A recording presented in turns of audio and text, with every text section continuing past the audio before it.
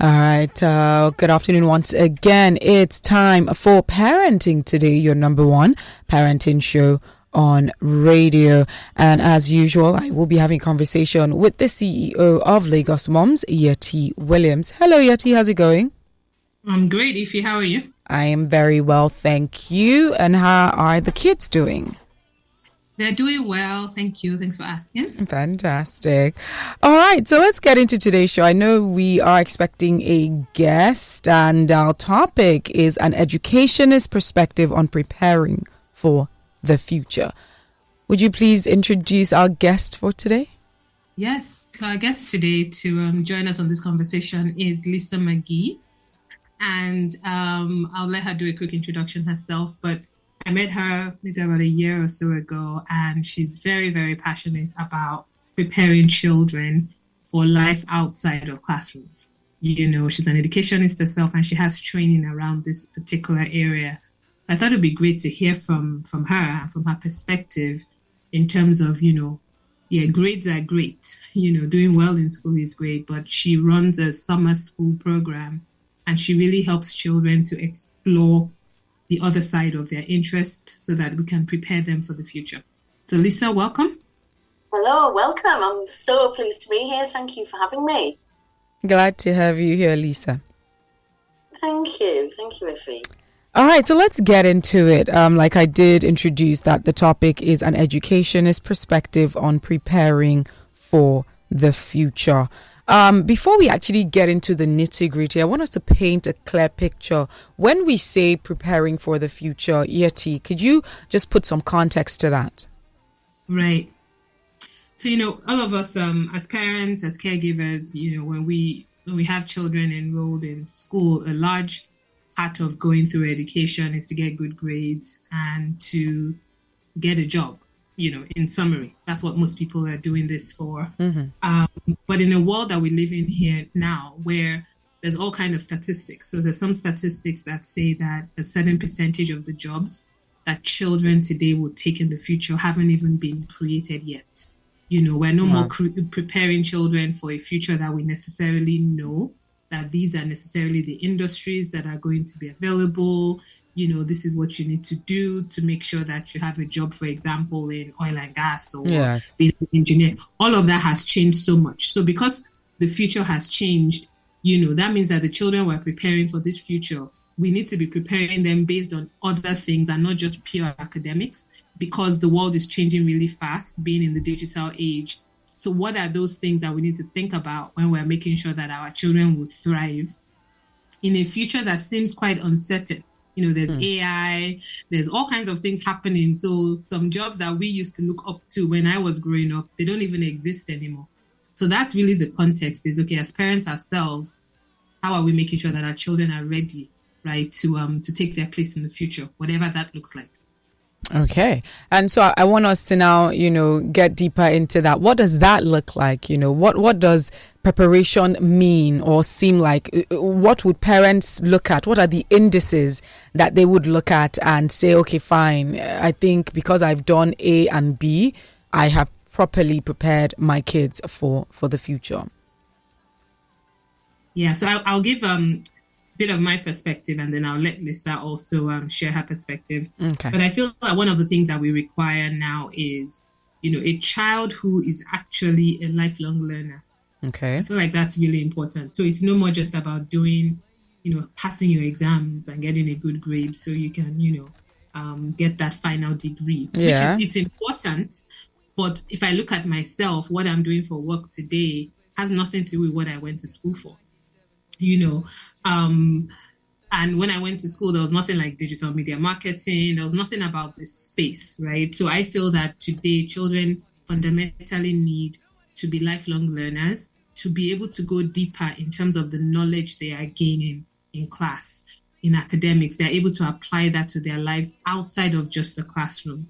So I would say that's one main thing, is that children love to learn. They know why they're learning, and they're able to apply that knowledge in their lives in deeper ways. And when they get used to that from a young age, I feel that as they get older, no matter what field or industry comes out, they'll be ready to learn what they need to thrive in those industries. All right, fantastic. So let's hear from Lisa as well regarding that. Like I did ask, what does preparation look like? What are the indices that parents tick? What boxes do they tick to sort of like guide them on what is important and what makes, a prepared future for their children? Hi there. So one of the things that I was looking at was what Kofi Annan at the United Nations has put in place, which is looking at what we should be looking at for the future for skills that we need. And one of the things that they've said, which was quite interesting, was building trust and empowering others. There's a great push towards compassion. There's a great push towards making sure we're inclusive and diverse. And some of the skills that we need to enable those things to happen, they're things that we get from the teamwork that we do, from the collaborations that we make, from projects that we're involved in. And often these are things which are outside of the classroom, like Yeti was saying. They're sort of quite a lot of gifted people. As Yeti knows, I'm really interested in that topic. They actually got most of the passion for what they were doing outside of the classroom. So a good analogy is, if you're really good at sport, you're already doing PE at school, what you do to enable yourself to get better at that is you go and join a team outside of school. So you join the football team or the netball team or whatever it may be. And this is one of the things that I think we need to do with young people is get them involved in their passion, whatever that passion may be, whatever their side hustle, their passion project is. And those are the areas where we tend to thrive. If we're really interested in something, we tend to focus on that a lot more in later life. Okay. So for parents who are wondering how they could identify what those passions are, there are times where your kids might just be excited by everything and parents want to know how to sort of like streamline it. Like, how do they identify specifically what their kids' passions are? I think as a parent, and I'm a parent myself, you just observe what they look like they're interested in. Children, there are some children who are interested in lots and lots of things, and I would say then do lots and lots of things with them if they're interested in lots of different topic areas. So I've got one son who's interested in sport, as well as art, as well as STEM and academics. So he's just quite a busy person. And so we obviously take him everywhere. But then you might have someone who shows a particular interest in sport. And then those are the children who you would make sure they get the strengthening, conditioning, they get the access to lots of different sports, whether that be watching them, taking part in them, refereeing, and then looking around the wider aspects, being a physio, all of those types of things. So really it's an observation, taking that into account with teachers who will also be able to let you know what they've noticed your child's interested in, and just generally making sure that you put lots of opportunities in front of them, because there are lots of different activities your children can do, and they haven't even imagined them. They don't know what's available. They don't know what's out there. So we have to be bringing that to them, to their table. All right. Thank you very much for that one, Lisa. What about the parents? There are some parents who may say, well, you know what my child is passionate about, I'm not really sure if it has a place in the future, because we could see things are changing, especially with the nature of jobs. And so if there are parents who believe strongly that, okay, maybe this thing that my child is interested in may not necessarily have a nice positioning in future, and I want them to go down the path of maybe some tech path or some sports path, because we know that there probably would be more of a thriving career path in that particular industry. What then happens? Do parents then begin to sort of like force their kids' interest towards those things? How do parents manage situations like that? So is that for me, Iffy? Yes, that's for you, Lisa. Yeah, thank you. So what I would say is, like Yeti was saying earlier, there's lots of things we don't even know that what that job's going to be in the future. So if you're interested in a particular area, then follow that interest, and in time there will be a career which is aligned to that in some way. So, for example, if you look at Mark Zuckerberg, who's obviously one of the most famous people in the world, very successful, what he did started as a side project. That was a passion project, a little side hustle. And at one point, people who were interested in tech were not really thought of that they were going to be super successful. And of course, now they're some of the most successful people on the planet.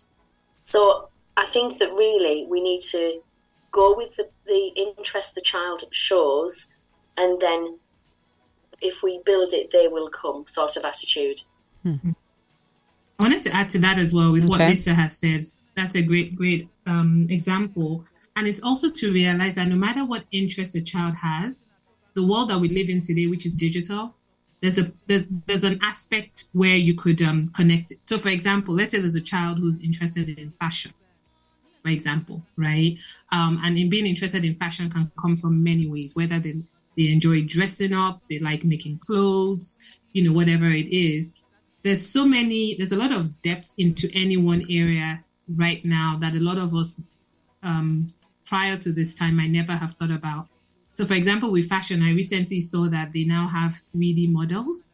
They're having runways, fashion shows that are all being done in the tech space. So, my point being that there's so much exposure and there's so much opportunity out there that whatever, and I think this is for parents, whatever your child is interested in, don't say, I don't see a future there, because sometimes that shuts a child's creativity down. Whereas you're like, that's an interesting area you're interested in, whatever it is. Let's explore that. Let's allow you to follow your interests, follow your passions, keep doing well in school. It's a balancing act. But then you want to extend that child sometimes outside of classroom.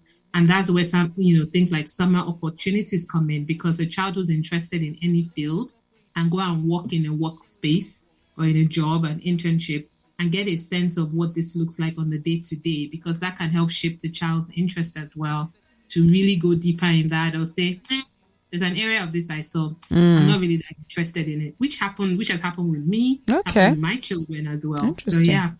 All right. Thank you very much for that, Yeti. So now, with what we've seen and some of the predictions and some of the changes that we've seen, are there specific skills that you would be advising parents to move towards for their children off the top of your head? And I want, both you and Lisa to speak on this. All right. Lisa, do you want to go first? Okay. So, again, going back to, there's many people who've written about this, but they all seem to say very similar skills. So the skills that we really need to build are creativity, adaptability, resilience, compassion, self-belief, communication, and, interestingly, balance. So all of those skills, they're encompassed in all of the projects that we do. For example, on my summer school, all of the day-to-day tasks that we will do when we are managers, when we are entrepreneurs, when we're in the workplace, and just in daily life. So resilience became really a popular word in the UK before COVID, but certainly during COVID and now after COVID. And it is really, really important that young people learn how to be resilient.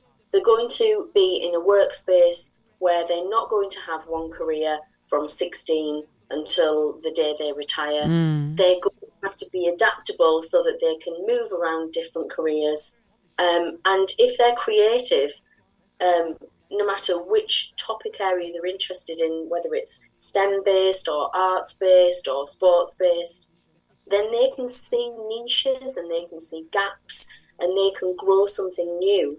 And I just think it's really an exciting time. I think for us, as parents, we need to give them those opportunities so that they can actually try those skills out, refine those skills, and work alongside different personality types and find out how to cope and manage with different people, and, different managerial styles almost.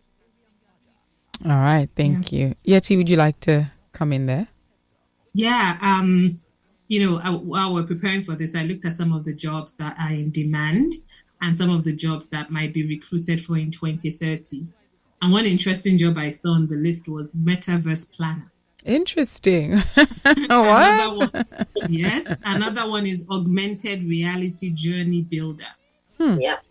So they're so futuristic that literally, I think one of the biggest things, and it's similar to what I said at the beginning, having the lifelong learning skill, like the desire to constantly be learning and to constantly stay creative. If you look at the World Economic Forum, for example, and they list the top 5 skills being required and in demand now, interestingly, we've shifted from it being technical skills, like Lisa was saying, to more of the softer skills, ability to work in a team, creativity, innovation. It's less about technical skills of can you code or can't you code, So I think it's really about staying close to what some of these skills that are changing are, but realizing that being kind, being compassionate, being able to communicate, all of those things will never go out of fashion, and making sure that our children still have the basics. So basics of literacy will always be necessary, because even with AI, you need to be able to,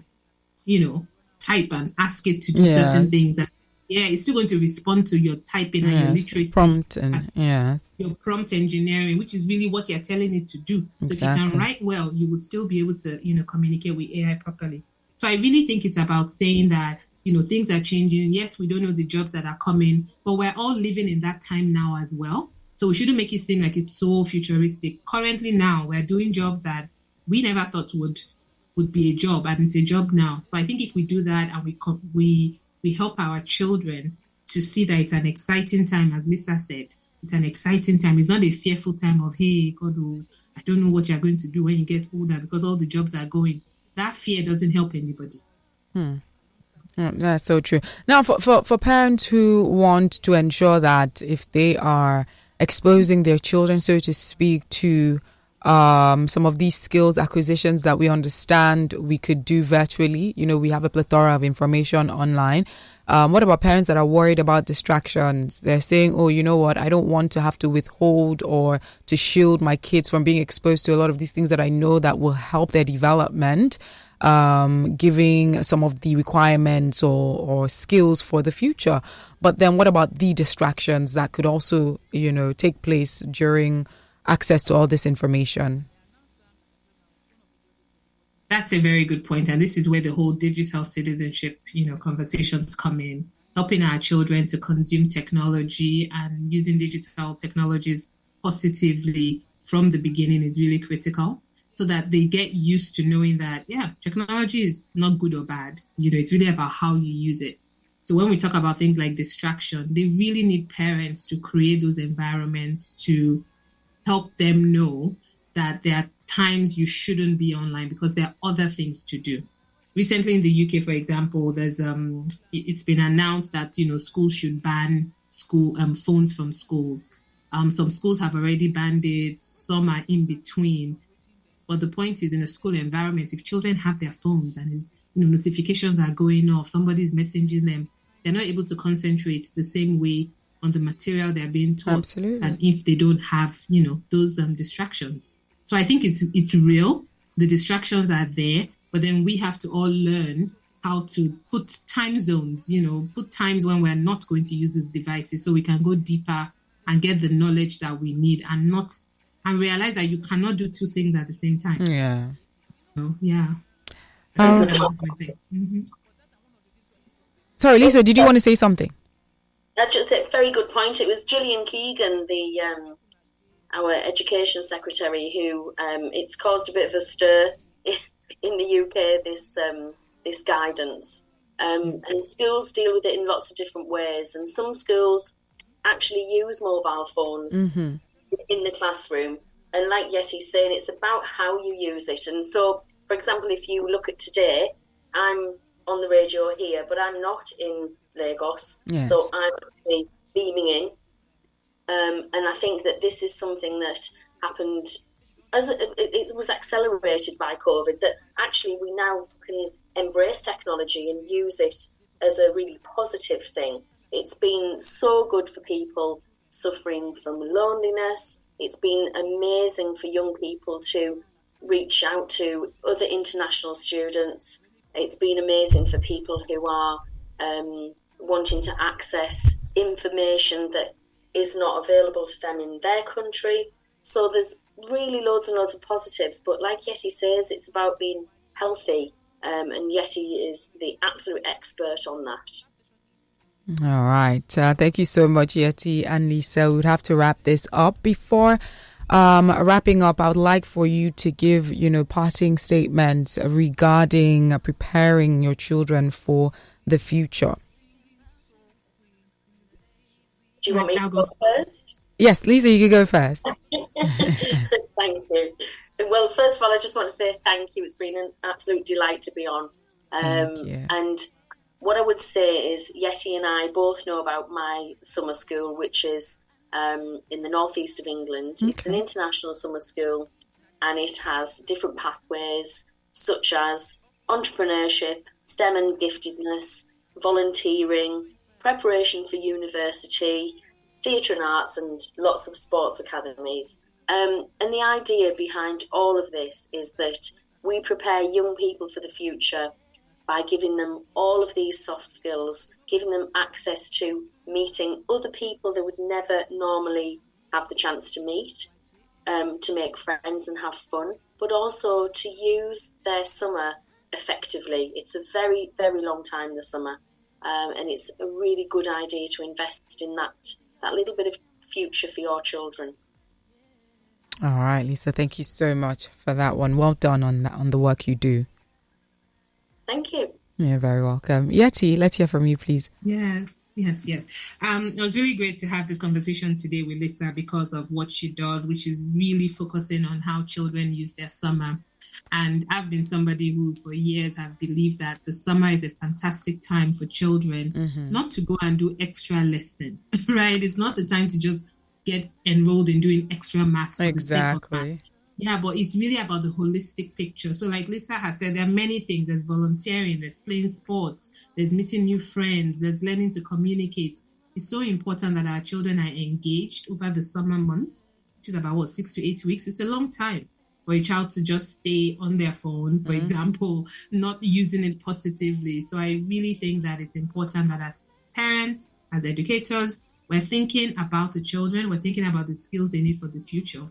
And we realize that there's the elephant in the room, which is really the technology that is available. And if children are not guided on how to use it positively, they can waste the whole summer, for example, just being on social media from morning to night, which has no positive sides to it, And of course, as always, for anybody to get in touch with me to learn more about parenting in general, Lagosmums.com is our website, and social media at Lagosmums on all the platforms, Twitter, Facebook, and Instagram. I think it would be great if Lisa could also drop how people might get in touch with her if they want to learn more. Yeah. Oh, thank you, Yeti. What a good reminder. So we're on Facebook. We are Prince Bishop International Summer School. We are on Instagram as that. We're on LinkedIn. We're on Twitter. And our website is www.princebishopinternationalsummerschool.com. You can always get in touch with me through Yeti, who's becoming such a good friend. And I just want to say once again that we would absolutely love to hear from anybody who is thinking of giving an amazing summer to their young child. All right. Thank you so much, Lisa. Thank you so much, Yeti. Such a pleasure learning from both of you today. Looking forward to more conversations. if you're listening, remember Parenting Today happens Thursdays from 12:30 to 1 p.m. Make it a date with us. Like I've always said, it's not just limited to those who are biological parents. If you're an adult, chances are that you would come across a child or you are a guardian. It's best for us to be equipped with what parenting is like in this day and age. Thank you so much, ladies, once again.